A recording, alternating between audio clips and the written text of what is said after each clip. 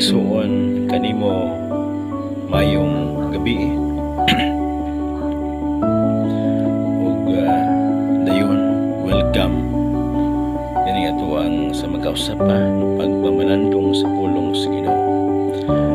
Karong gabi na igsuon magka susay kita sa usa ka importante kaayo nga buluhaton nga ginahimo sa usa ka Kristohanon. Ingon ni usa ka pamatuod na kita Kristohanon yun, no? O kini mao ang ato ang mga paghalad ug mga pagsimba diha sa Ginoo. Tinuod nga ang pagsimba mao ang ato ang pagpakita sa ato ang pag-ilaw o pag-acknowledge sa pagka-Dios sa atong Dios. Mao nga pinagi sa pagsimba ato ang gipobos itong kaugalingon o ilan ato ang pagkabalaan, pagkahalangdon sa atong Dios. Ang uban ato nga mga kaigsuonan nagatuo nga ang tanang gibuhat sa pagsimba maayo, husto, tungod kay wala man lagi kuno laing gisimba gawas ragyod sa nag-inusara na to nga Dios. Yes, tinuod ka nagsuon apan kinahanglang susiho na to kun unsa ang kinaiya sa tong tinuod nga Dios ug unsa siya nga pagka-Dios. Kung mamati lang yun kita diha sa mga sugilanon nga atong nabatian diha kung bisan kinsa niya mo gamit pa yun og mga pamatuod katuog yun ta. Apan ang Biblia nagkapasidaan kinato makaigsuonan nga adunay mga butang nga ginahimo nato sukad pa gyud kaniadto nga sa atong pananaw gusto apan kung atong susihon gikan sa kamatuoran sa pulong sa Ginoo atong mapamatud-an igsuon nga kini dili na mao ang kabubuton sa Dios. Magbalikon ko karong gabi una atong isgutan ang pagsimba.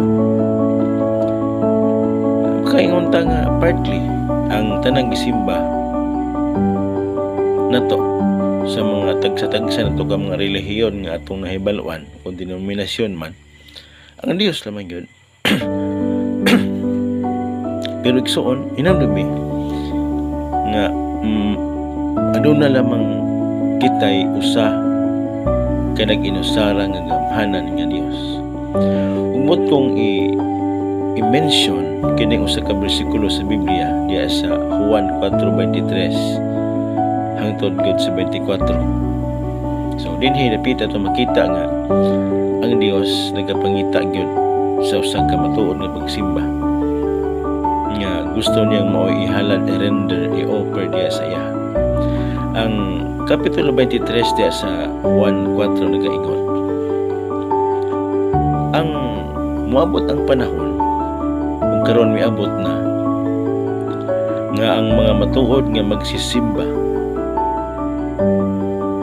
musimba sa Dios sa Espiritu o sa kamatuoran kay mao kini ang mga magsisimba nga ginapangita sa Dios nga mao'y musimba kaniya. So klaro kay mga kaigsuonan nga may ginapangita ang Dios nga pamaagis pagsimba nga mao'y gusto niya nga musimba sa iya o kini nga pagsimba mao ang pagsimba diha sa Espiritu o sa kamatuoran.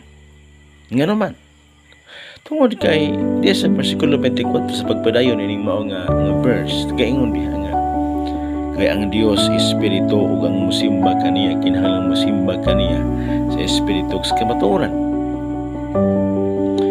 Igsuon ang atong Dios Espiritu. Dili makita nga Dios, dili mahikap, dili nimo magunitan kay Espiritu lagi nga Dios apan gamhanan siya ug mapati kinimo ang iyang presensya. Mao ka na igsuon ang Biblia nga amo ka na ang Dios sa Biblia nga angay na to pagasimba.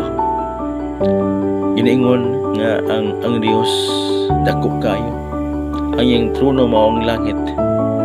Ang yuta mao ang iyang footstool o tumbanan sa mga tiil. Imagine unsa kadako ang Dios. So God is so great that it cannot be represented by any works of man, especially any works of the hands of man.